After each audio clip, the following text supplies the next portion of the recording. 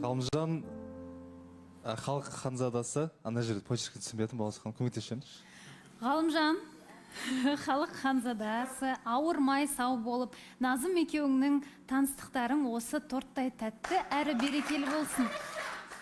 Әрдайым сені қолдайтын қолдаушыларыңнан дейді.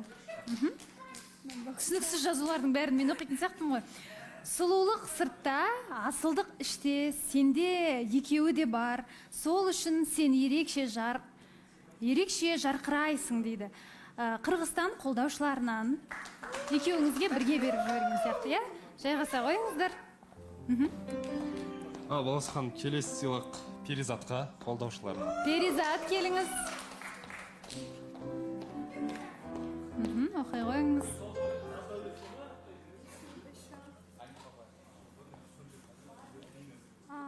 Перизат, бұл саат менен жашоо жаңы қос убақыт башталсын қолдаушыларыңдан дейді. Рахмет барыңыздар. Және Баласыханым, бұл гүл шоқтары Нұрсұлтаннан Перизатқа. Перизат, келіңіз. Нұрсұлтан беріп жіберіпті. Өте әдемі гүлдер. Рахмет. Нұрсұлтан өзі бүгін эфирде жоқ болса да жоқтығын сездірмей, сіздің көңіліңізді аулапты. Я, дайыма менің көңілім көтеріп жүреді ғой, рахмет. Ой, жарайсыз. Ала қойыңыз. Рахмет, Жандос. Құрметті көрермен, біз әрі қарай жалғастырамыз және де шымылдықты жабамыз.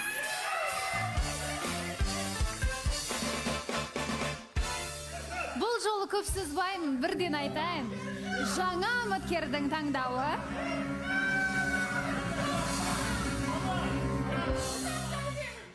Тимур.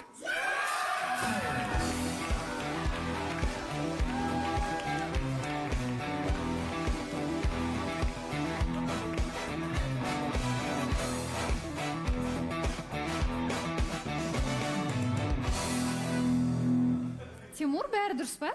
Бәрі дұрыс негізі. Неге билеп бір қатты қуанып шықпадыңыз ғой, әйтеуір құр шықтыңыз? Жоқ, просто эфирдің соңында болғасын көңіл күйім болмай қалды. Бір ортасында ма келу керек па деп қойдым. Қай уақытта келсе де, үміткер келсе риза болу керек. Қуаныштым, онда қарсы алайық. Шақырамыз ба? Шақырайық ендеше. Тимурдың үміткері, келіңіз.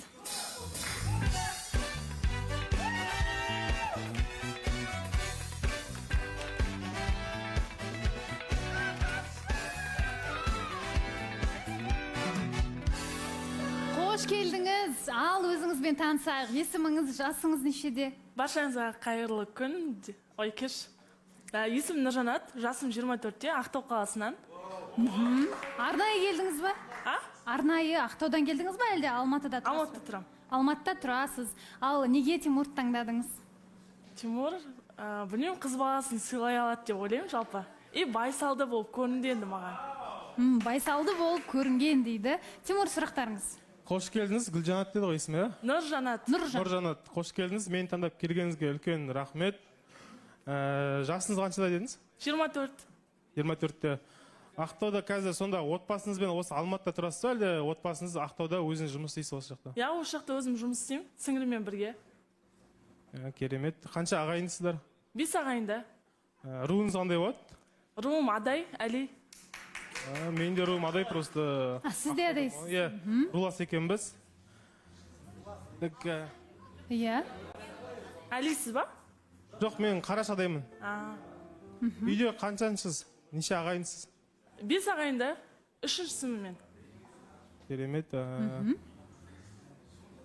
Қатысушылардан рұқсат не болса, көмек болса. Үміткер келген кезде не айтарын білмей қалады екенсің, ортада үсте отқан кезде сөйлей бересің ғой енді. Нұржан? Ау? Үстінде отырғанды деп. Не үшін күтіп отырсың деймін да, үміткер сөйлей алмайтын болсаң. Жаңелде дарылдап отырын ғой, не қылды? Осы кезде қою керек сұрақтардың барлығын, қай жерденсің, қай жақтықсың, бәрін қойып алсай осы жерде. Не істейсің, не ұнайды, не ұнамайды, бәрін қойып ал, Тимур. Біз күте тұрамыз. Именно осы орынға отырған кезде енді менде 2 рет үміткер келді ғой, екеуіне де сондай жағдай болады. Білмеймін, қандай аурасы бөлек па осы жерден. Одан кейін толық отбасыдан шыққансыз ба, бұрын отбасылы болдыңыз ба, соны тоже айтып кетсеңіз, немесе соңғы ара қатынас қай кезде болды? Толық отбасынан шыққанмын, иә. Сосын қандай сұрақ еді? Тұрмыс құрмағанмын, мүлдем. Балам жоқ. мүлдем арақатынас болмаған. Ал қазір оқисыз ба, әлде жұмыс жұмыс істейсіз бе? Жұмыс жасайсыз. Мгм. Енді үлкен арақатынасқа негізі дайын болып келдіңіз ғой. Қанша уақытта тұрмысқа құрып кетуге дайынсыз? Жұмыс не болмаса тағы да басқа мәселелер жоқ па үйде деген сияқты? Жоқ, мәселе жоқ, сол үшін келіп отырмын ғой. Жанерке сұрақ қоямын дейді, Жанерке. Шерхан да қоям дейді. Қош келдіңіз. Өзіңіздің бір айналысатын хоббиіңіз сондай туралы айтып кетсеңіз. Хобби. Жалпы ән айтқанды ұнатам. Күшті. Қазір айтып бере аласыз ба, кішкене?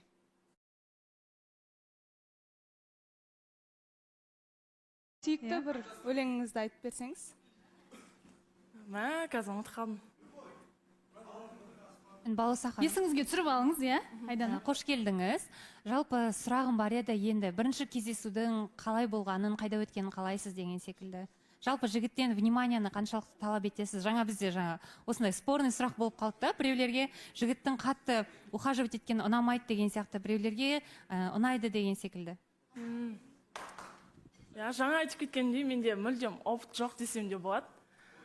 Сол, бастысы бір тыныш и халал жерде болса болды. Тамаша. Одан кейін сұрап кете қойыншы, жігіттің ең басты қарайтын жерлеріңіз қай жеріне? Біреуде болады ғой, например, бойына қарайды деген сияқты. Сіздің бойыңыз қанша болады? Бойым 1.70. Жігітке қандай талаптарыңыз бар? Менің болашақ Қандай талаптары бар? Әрине ол үлкен сұрақ деп ойлаймын, бір көп жауап беру керек шығар, бәлкім ұзағынан асықпай деп ойлаймын. Тимур, шымылдықты ашамыз ба? Әрине ашайық. Жақсы, шымылдық ашылсын.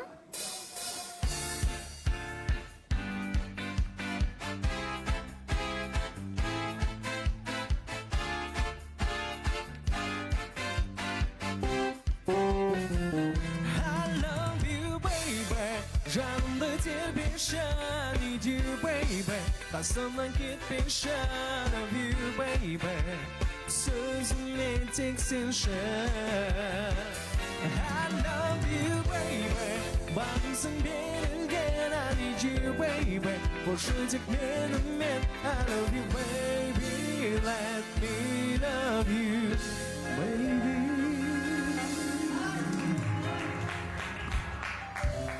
Шымылдық ашылды. Тимур. Керемет қыз екен, иә. Қолымды алмағаны қарағанда бір қатты үйде не сияқты? Тәрбие. Қол ұстасып амандаспай. Жоқ, ол дұрыс негізі. Енді сіздің әсеріңізді сұрайық, өмірде Тимур қандай екен? Нормально, сол, инстаграмдағыдай. Инстаграмдағыдай деп жатыр, Енді сұрақ қоямын деп еді жаңа Ғалымжан. Сіз Тима қанша уақыттан бері көрдіңіз негізі? Қандай жігіттігін білесіз ғой? Қандай жігіт? Негізі да, бұлай көріп келдіңіз ба дегенім ғой.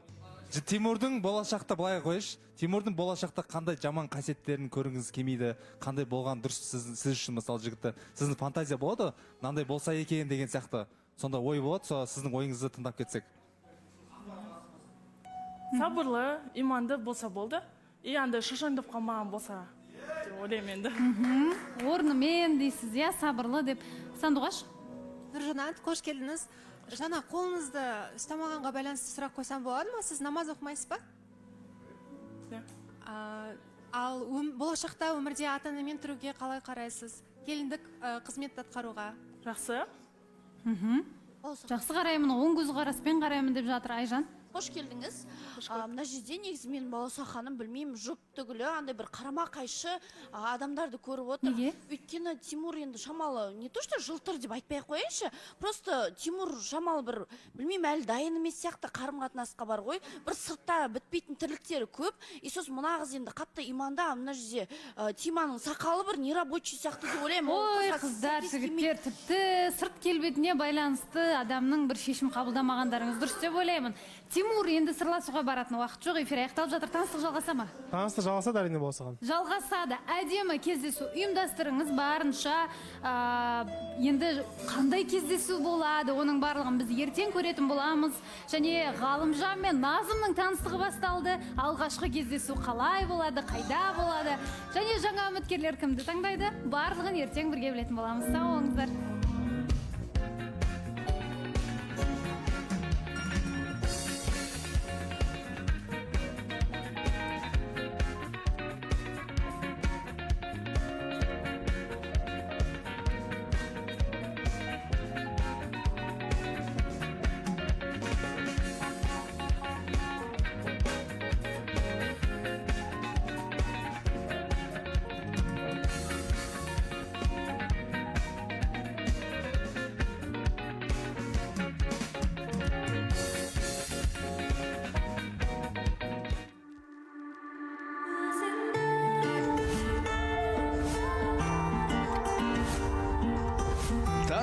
да той ағайын. Қос лайықта бас қосқан 26-шы жаны